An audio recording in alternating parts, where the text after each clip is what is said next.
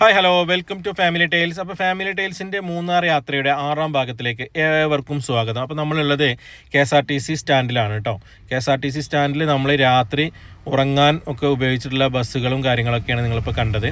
ആ ബസ്സുകളിലായിരുന്നു കേട്ടോ നമുക്കുള്ള ബർത്തും കാര്യങ്ങളൊക്കെ ഉണ്ടായിരുന്നത്. രാത്രി ഇവിടെ സ്റ്റേ ഉണ്ട്.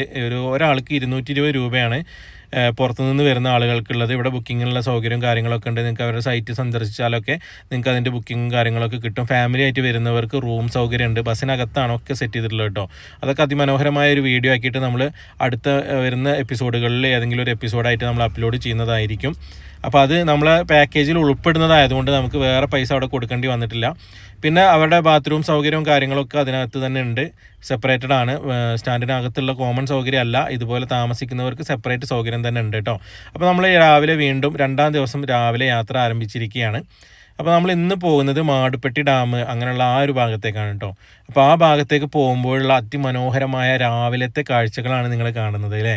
എത്ര മനോഹരമായ ഒരു സ്ഥലമാണ് മൂന്നാറിൻ്റെ അത്രയ്ക്ക് സുന്ദരമായ ഒരു ലോകം വേറെ ഇല്ല. നല്ല തണുപ്പ്, അതേപോലെ തന്നെ നല്ല മനോഹരമായ ഫ്രെയിമുകൾ, നല്ല കാഴ്ചകൾ അല്ലേ.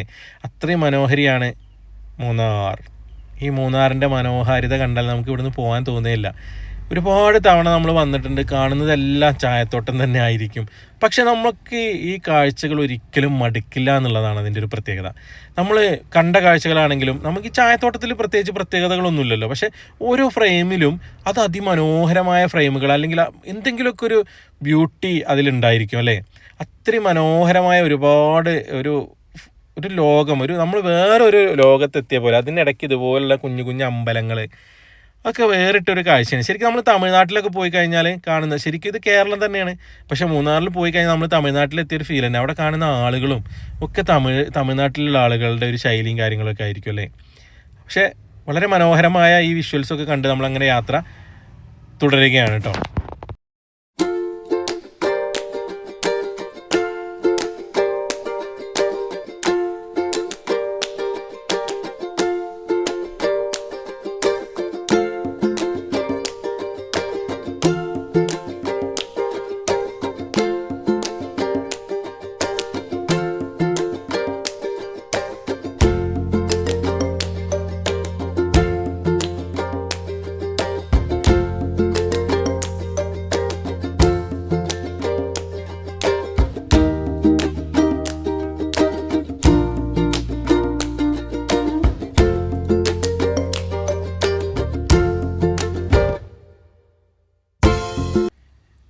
ഇവിടെ നമുക്കൊരു വ്യൂ പോയിന്റ് ഉണ്ട്. ഇവിടെ ഫോട്ടോ എടുക്കാൻ എന്നും തിരക്കായിരിക്കും. നമ്മൾ ഇതിൻ്റെ മുൻപ് വന്നപ്പോഴും ഫാമിലി ആയിട്ടും അതേപോലെ ഫ്രണ്ട്സായിട്ട് വന്നപ്പോഴും ഒക്കെ ഇവിടെ നല്ല തിരക്ക് അനുഭവപ്പെടാറുണ്ട് അല്ലേ. അതേപോലെ തന്നെ ഇന്നും ഇവിടെ വളരെ വലിയ തിരക്ക് തന്നെയായിരുന്നു ഫോട്ടോ എടുക്കാനും കാഴ്ച കാണാനും ഒക്കെ. എന്ത് മനോഹരമായ സ്ഥലമാണ് മൂന്നാർ എന്നുള്ളതൊന്ന് നോക്കൂ. എത്ര മനോഹരമായ ഫ്രെയിമുകളാണല്ലേ. ഞാൻ നേരത്തെ പറഞ്ഞ പോലെ തന്നെ നമ്മൾ ഏതൊരു ഭാഗത്തേക്ക് നോക്കിക്കഴിഞ്ഞാലും ഈ പച്ചപ്പും ആകാശത്തിൻ്റെ നീലിമയും മലനിരകളും കാര്യങ്ങളൊക്കെ തന്നെയാണ് ഏത് ഭാഗത്തേക്ക് നോക്കിയാലും കാണുന്നത്. പക്ഷേ ഓരോ കാഴ്ചകളും ഓരോ ഭാഗത്തേക്ക് നോക്കുമ്പോഴും നമുക്ക് അതിൻ്റെ ഒരു മനോഹാരിത വേറെ അനുഭവപ്പെടും അല്ലേ. അത്രയും മനോഹരിയാണ് മൂന്നാറിൻ്റെ മനോഹാരിത നമുക്ക് എത്ര കണ്ടാലും മതി വരില്ല. അപ്പോൾ അതിൻ്റെ കാഴ്ചകളൊക്കെ അങ്ങനെ ഊളിയിട്ടുകൊണ്ട് ഞാൻ നിൽക്കുകയാണ്.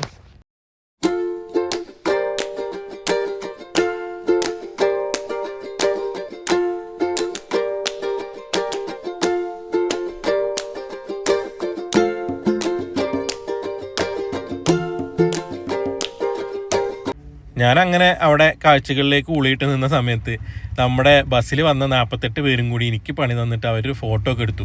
പക്ഷേ ആ ഫോട്ടോയിൽ ഞാനില്ല എന്നാണ് തോന്നുന്നത്. അപ്പം ഞാൻ വന്നിട്ട് അവരെന്നാ ഒരു വീഡിയോയിൽ അങ്ങ് ഉൾപ്പെടുത്താമെന്ന് വിചാരിച്ചിട്ട് വീഡിയോ എടുത്തുകൊണ്ടിരിക്കുകയാണ്. അപ്പോൾ ഇതാണ് നമ്മുടെ ടീം. നമ്മൾ പെരിന്തൽമണ്ണയിൽ നിന്ന് സ്റ്റാർട്ട് ചെയ്ത 48 പേരും അതിലുണ്ട്. 48 + 2 കേട്ടോ. നമ്മുടെ സതീഷ് ചേട്ടനും അതേപോലെ തന്നെ നമ്മുടെ ഡ്രൈവർ ചേട്ടനും ഒക്കെ ഇതിലുണ്ട്. അവരൊക്കെ വലിയ സംഭവങ്ങൾ തന്നെയാണ്. ഫിറോസ്ക എന്നൊക്കെ പറഞ്ഞാൽ ഒരു 1.5 സംഭവം തന്നെയാണ്. ഫിറോസ്കയാണ് നമ്മുടെ ഡ്രൈവർ. സതീഷ് ചേട്ടൻ പിന്നെ വന്നിട്ടുള്ളത് ഫാമിലി ആയിട്ടാണ്. ആളുടെ ഫാമിലിയും ഈ ഗ്രൂപ്പിലുണ്ട് കേട്ടോ. അപ്പോൾ നമ്മൾ പറഞ്ഞു വന്നത് എന്താ വെച്ചാൽ ഫിറോസ്കയുടെ കൂടെ നമ്മൾ നെല്ലിയാമ്പതി ട്രിപ്പ് നടത്തിയിരുന്നു. അതിൻ്റെ ഡ്രൈവിംഗ് സ്കില്ലും കാര്യങ്ങളൊക്കെ ഉള്ളൊരു വീഡിയോ നമ്മൾ മുൻപിട്ടിട്ടുണ്ട്. അതൊക്കെ കാണാത്തവരുണ്ടെങ്കിൽ അതൊക്കെ ഒന്ന് പോയി കാണണേ. കാരണം അത്രത്തോളം റിസ്ക്കി ആയിട്ടുള്ള ഒരു പിന്നെ ചുരം പാതയിലൂടെ നമ്മൾ വരുന്ന ഒരു കാഴ്ചയൊക്കെ നമ്മൾ ആ വീഡിയോയിൽ ഒപ്പിയെടുത്തിട്ടുണ്ടായിരുന്നു കേട്ടോ. അപ്പോൾ അതുപോലെ തന്നെ ഈ ഒരു യാത്രയിൽ നമ്മൾ ലക്ഷ്മി എസ്റ്റേറ്റിലൂടെയൊക്കെ വന്ന യാത്രകളൊക്കെ അതിമനോഹരമാണ്. KSRTC ബസ് മാത്രം ആ ലക്ഷ്മി എസ്റ്റേറ്റിൽ കൂടി വരാൻ സാധ്യതയുള്ളൂ എന്നാണ് ഞാൻ അറിഞ്ഞത്. അപ്പോൾ അത്തരം കാഴ്ചകളൊക്കെ കാണണമെന്നുണ്ടെങ്കിൽ നിങ്ങൾ KSRTCയുടെ ബഡ്ജറ്റ് ടൂറിസം തന്നെ എടുക്കണം. കാരണം ലക്ഷ്മി എസ്റ്റേറ്റ് എന്ന് പറഞ്ഞാൽ ഒന്നൊന്നര സംഭവമാണ്. അത്രയും ബ്യൂട്ടിഫുൾ ആയിട്ടുള്ള അത്രയും മനോഹരമായിട്ടുള്ളൊരു സ്ഥലമായിരുന്നു. പക്ഷേ നമുക്ക് ഇന്നലെ എന്താ പറ്റിയെന്ന് വെച്ചാൽ ആ ഒരു സമയത്ത് മഴ പെയ്തു പോയതുകൊണ്ട് നമുക്ക് ഇത്രയും ക്ലാരിറ്റിയിൽ അവിടെ ഒപ്പിയെടുക്കാൻ പറ്റിയിട്ടുണ്ടായിരുന്നില്ല. ഇന്ന് നല്ല വെയിലുള്ളൊരു കാലാവസ്ഥയാണ്. അതുകൊണ്ട് തന്നെ നമുക്ക് നല്ല ക്ലാരിറ്റിയിൽ നല്ല തെളിഞ്ഞ ആകാശമൊക്കെ ഉൾപ്പെടെ നമുക്കത് ഒപ്പിയെടുക്കാൻ പറ്റിയെന്നുള്ളതാണ്. അത്രയും മനോഹരമായ കാഴ്ചകൾ നമുക്ക് പക്ഷേ ലക്ഷ്മി എസ്റ്റേറ്റിൻ്റെ അവിടെ നിന്ന് കിട്ടിയില്ല. ഇതിപ്പോൾ നമ്മൾ നമ്മുടെ മാടുപ്പെട്ടി ഡാമിൻ്റെ ആ ഒരു ഭാഗത്ത് എത്തിയിട്ടുണ്ട്. അവിടെ ഇറങ്ങി നമ്മൾ മാടുപ്പെട്ടി ഡാമിൻ്റെ ഇക്കരെ ഇറങ്ങിയിട്ട് നമ്മളിനി ഡാമിൻ്റെ മുകളിലൂടെ നടന്ന് അക്കരയ്ക്ക് ചെല്ലണം. KSRTC അപ്പുറത്ത് കൊണ്ടുപോയി നിർത്തും എന്നാണ് പറഞ്ഞത്. അപ്പോൾ അതിന് വേണ്ടി നമ്മുടെ ടീമിലെ എല്ലാവരും ഇറങ്ങി കാഴ്ചകളൊക്കെ കാണുന്ന ഒരു സമയമാണ് നിങ്ങൾ കണ്ടത്. ഇതാണ് നമ്മളെ പുലിക്കുട്ടി കേട്ടോ. ഈ ഒരു വണ്ടിയിലാണ് നമ്മൾ യാത്ര നടത്തിയത്. ഇതിൽ നമ്മളെ ഫിറോസ് ഖാനാണ് പോണത്. ഫിറോസ് ഖാൻ ഒരു സംഭവമാണെന്ന് ഞാൻ നേരത്തെ പറഞ്ഞല്ലോ. അപ്പോൾ ഇതാണ് നമ്മളെ മാടുപ്പെട്ടി ഡാമിൻ്റെ കാഴ്ച. അത്ര മനോഹരമായ ഒരു സ്ഥലമാണല്ലേ മാടുപ്പെട്ടി ഡാം.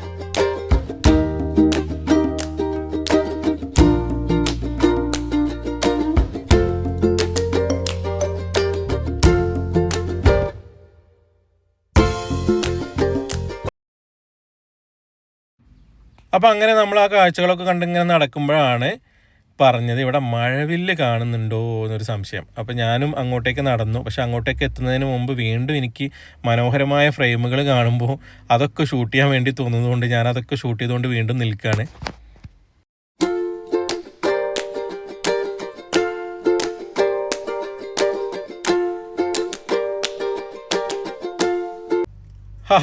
കാണുന്ന മനോഹരമായ മഴവില്ലല്ലേ. അവിടെ നമ്മളെ ഡാമിൻ്റെ ഷട്ടർ ഒരു കുറച്ച് ഭാഗം തുറന്നു വെച്ചിട്ടുണ്ട് കേട്ടോ. അപ്പോൾ അവിടെ നിന്ന് ജലകണികകൾ തെറിക്കുമ്പോൾ അതിലേക്ക് വെയിലടിച്ചിട്ടാണ് ആ മഴവില്ല് അവിടെ രൂപപ്പെട്ടിട്ടുള്ളത്. ഒരുപാട് കളറുകൾ കാണുന്നുണ്ട്. നിങ്ങൾക്ക് ഏതൊക്കെ കളർ കാണുന്നുണ്ടെന്ന് കമൻറ്റ് ചെയ്യണേ. അപ്പോൾ അടിപൊളിയായ മഴവില്ലൊക്കെ കണ്ട് ഞങ്ങൾ അങ്ങനെ നിൽക്കുകയാണ് കേട്ടോ. ഒരുപാട് പേർക്ക് വിളിച്ച് കാണിച്ചു കൊടുത്തു. എല്ലാവർക്കും കാണിച്ചു കൊടുത്താൽ എല്ലാവരും എൻ്റെ വീഡിയോ കണ്ടില്ലെങ്കിലോ. അപ്പോൾ നമ്മൾ ഗ്രൂപ്പിലുള്ള എല്ലാവരും ഒന്ന് വിളിച്ച് കാണിച്ചില്ല. പിന്നെ അവർക്ക് കാണുമ്പോൾ ഒരു സർപ്രൈസ് ആയിക്കോട്ടെ അല്ലേ. എല്ലാവരും കണ്ടതന്നെ നമ്മൾ വീഡിയോയിൽ കാണാൻ എടുത്തു വെച്ചിട്ട് കാര്യമില്ലല്ലോ. കാണാത്ത കാഴ്ചകൾ കാണിച്ചു കൊടുക്കുമ്പോഴല്ലേ രസം. അപ്പോൾ നമ്മൾ 48 പേരുടെ കാര്യം കേട്ടോ ഞാൻ പറഞ്ഞത്, പുറത്തുള്ള ആളുകളുടെ കാര്യമല്ല ഞാൻ പറഞ്ഞത്. പിന്നെ ഈ ഒരു സമയത്ത് അവിടെ ഉണ്ടായിരുന്ന ആളുകളെല്ലാം ഇത് കണ്ടിട്ടുണ്ടാവും. നിങ്ങൾക്ക് എത്രത്തോളം ഇത് കാണാൻ പറ്റുന്നുണ്ടെന്ന് എനിക്കറിയില്ല കേട്ടോ. ഒരു 3-4 കളറൊക്കെ നമുക്കിതിൽ കാണാൻ പറ്റുന്നുണ്ട്. വളരെ രസകരമായ രീതിയിലാണത് സെറ്റ് ചെയ്തിട്ടുള്ളത്. നമ്മൾ സെറ്റ് ചെയ്തതല്ല, അതങ്ങനെ സംഭവിച്ചതാണ്. അത് യാദൃശ്ചികമായി നമുക്കത് കവർ ചെയ്യാൻ പറ്റി എന്നുള്ളത് എൻ്റെ ഒരു ഭാഗ്യമായിട്ട് ഞാൻ കരുതുന്നു. അപ്പോൾ ഇത്തരം ഒരുപാട് സംഭവങ്ങൾ നമുക്ക് ഈ ഒരു ഡാമിൻ്റെ പരിസരത്ത് നിന്ന് ഉണ്ടായി. നമ്മൾ ഈ ഡാമിൻ്റെ ഇക്കരയ്ക്ക് എത്തിയിട്ടോ. നമ്മളെ ബസ് ഇപ്പുറത്ത് പാർക്ക് ചെയ്തിട്ടുണ്ട്. അപ്പോൾ ഇനി നമ്മൾ ഇവിടുന്ന് ഇപ്പുറത്ത് എത്തിയിട്ട് നമ്മളിനി ഇവിടുന്ന് യാത്ര പുനരാരംഭിക്കുകയാണ്.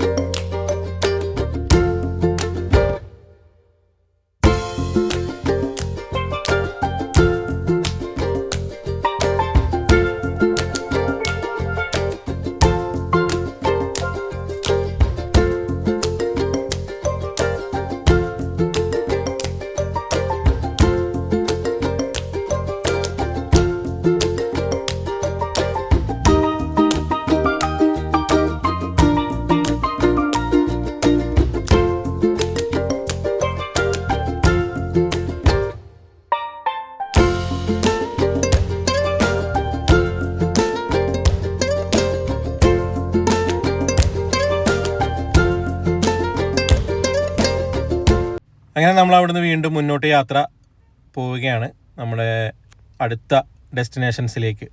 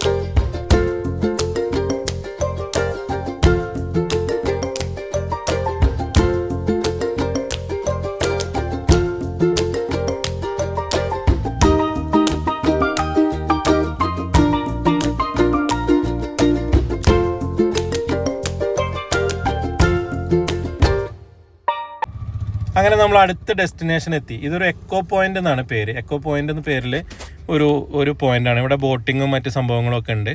ഇതിനകത്തേക്ക് പ്രവേശിക്കാൻ, ഈ കാഴ്ചകൾ കാണാൻ അകത്തേക്ക് പ്രവേശിക്കാൻ തന്നെ 10 രൂപ കൊടുക്കണം. പിന്നെ ബോട്ടിങ്ങിൻ്റെതായ റേറ്റും കാര്യങ്ങളൊക്കെ കൊടുത്തു കഴിഞ്ഞാൽ നമുക്ക് ബോട്ടിങ്ങും കാര്യങ്ങളൊക്കെ നടത്താം. ഇവിടെ എക്കോ പോയിന്റ് എന്ന് പേര് വരാൻ കാരണം നമ്മൾ ഇവിടെ നിന്ന് അങ്ങോട്ട് നോക്കി എന്തെങ്കിലും പറഞ്ഞാലോ ആരെങ്കിലും പേര് വിളിച്ചാലോ ഒക്കെ എക്കോ അടിക്കുന്നതാണ് പറയുന്നത്. അതുകൊണ്ടാണ് എക്കോ പോയിന്റ് എന്നുള്ള പേര് വന്നിട്ടുള്ളതെന്നാണ് പറയുന്നത് കേട്ടോ. ഇതിൻ്റെ ടിക്കറ്റ് നിരക്കും കാര്യങ്ങളും പെഡൽ ബോട്ടിൻ്റെയും മറ്റേ ബോട്ടിൻ്റെയൊക്കെ റേറ്റും കാര്യങ്ങളൊക്കെ ഈ ഒരു ബോർഡിൽ നിങ്ങൾക്ക് കാണാവുന്നതാണ്.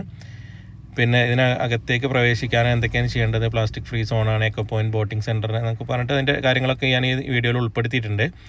അപ്പോൾ ഇവിടെയൊക്കെ വരുമ്പോൾ നിങ്ങൾക്ക് ആസ്വദിക്കാൻ പറ്റുന്ന സ്ഥലങ്ങളാണെങ്കിൽ ഇവിടേക്ക് ഇറങ്ങി ആസ്വദിക്കുക. അടിപൊളിയായിട്ടുള്ള അതിമനോഹരമായ ഒരുപാട് സ്ഥലങ്ങൾ മൂന്നാറിലുണ്ട്. നമ്മൾ സ്ഥിരം പോകുന്ന മൂന്നാറിൻ്റെ കാഴ്ചകളിലേക്കല്ല നമ്മുടെ KSRTC ബഡ്ജറ്റ് ടൂറിസം സെല്ല് നമ്മളെ കൊണ്ടുപോയിട്ടുള്ളത് എന്നുള്ളത് ഒരു പ്രത്യേകതയാണ്.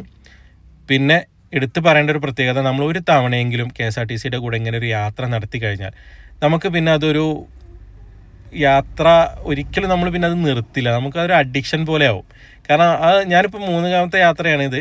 ഇനിയും ഒരുപാട് യാത്രകൾ എൻ്റെ പ്ലാനിലുണ്ട്. എല്ലാം KSRTCയോട് കൂടി തന്നെയാണ്, അല്ലെങ്കിൽ അവരോടൊപ്പം കൂടി തന്നെയാണ് ഞാനിത് വിചാരിക്കുന്നത്. പിന്നെ ഈ ഒരു സ്ഥലത്തും നമുക്ക് പിന്നെ ഒരുപാട് പർച്ചേസിനൊക്കെ പറ്റിയിട്ടുള്ള ഒരുപാട് ഷോപ്പുകളും കാര്യങ്ങളൊക്കെ ഉണ്ട് കേട്ടോ. അതേപോലെ ടോയ്ലറ്റ് സൗകര്യവും കാര്യങ്ങളൊക്കെ ഇവിടെ ഉണ്ട്. അപ്പോൾ അതൊക്കെ ഉപയോഗപ്പെടുത്താം. അപ്പോൾ ഈ കാഴ്ചകൾ നിങ്ങൾക്ക് ഇഷ്ടപ്പെട്ടു എന്ന്